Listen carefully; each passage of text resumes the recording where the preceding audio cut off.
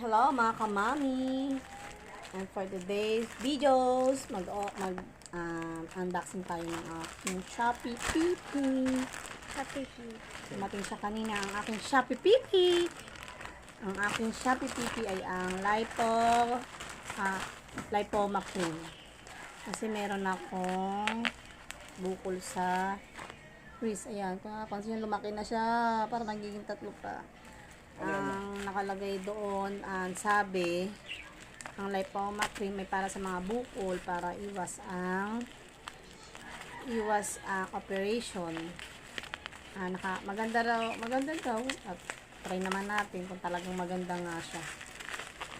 Ayan, ito na siya mga mami. Wala bang ano dyan? Akan na nga, cholang gunting. Napahirapan naman ako. Ayan. Ayun. Ito siya. Ito yung kulay brown. Ano nang amoy niya? Parang tapang. Tapos ito yung kulay. Ito rin para sa mama kikirot. Pag makirot daw yung buko. Pwede rin daw to sa varicose. Meron din akong varicose. Tingnan natin kung gaano siya ka-effect pag ginamit natin siya.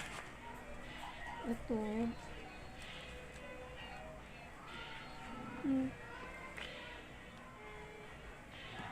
Ito amoy ointment siya.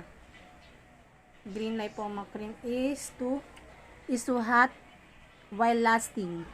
Apply small amount 3 times a day. Apply only when the affected area is painful, caused by swollen or cramping. Green lipomas can also treated such as body pain, gout, arthritis, and muscle pain. Wow, maganda pala to eh. So, ito naman isa. Itong kulay brown. Treatment. For external use on the skin. Apply an appropriate amount of the product and massage repeatedly until it absorbs. Yun daw, sabi. Kami yung ano ko dito do. Nakalagay. Hindi mo matay. Kamo ko ng alcohol linisan ko itong. Lagyan ko itong ano. Ano mo sa... Ayan na, at dahil okay na, nakapag-alcohol na tayo. Try na natin siyang i-apply.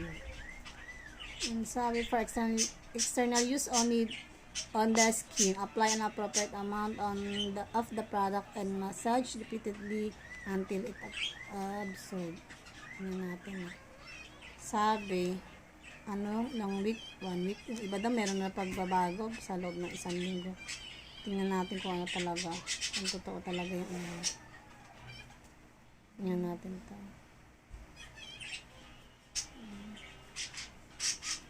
Saan naman? Huwag na ako mag-ano.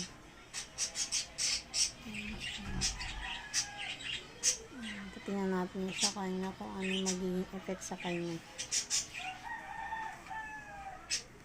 Tapos, yung kulay green ko at dahil nananakit yung aking kanang kamay, braso. Mag-apply din ako doon sa kasi masakit. Yung nananakit sa akin na ano. Diba, nagbimigit na. Ay! Bisa! Wait lang. Wait lang. Ayan. Until it absorb daw. Until it absorb. Ayan. Hanggang ma-absorb daw yung kanyang cream. Ayan. Tapos, dahil kanina masakit yung ito ko, apply naman tayo nito. Yung kulay green. First din natin nag-apply ngayon, diba? Dahil maanghang siya, kailangan daw ay maliit lang. I mean, small amount. Para kasi sobrang anghang niya.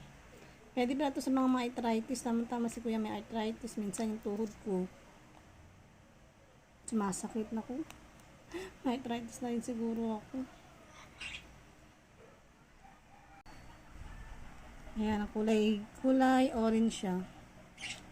Tignan natin dito. Kasi masakit. Sakit ang dito ko. Ayan. So, na Ma'am Sheila, bye!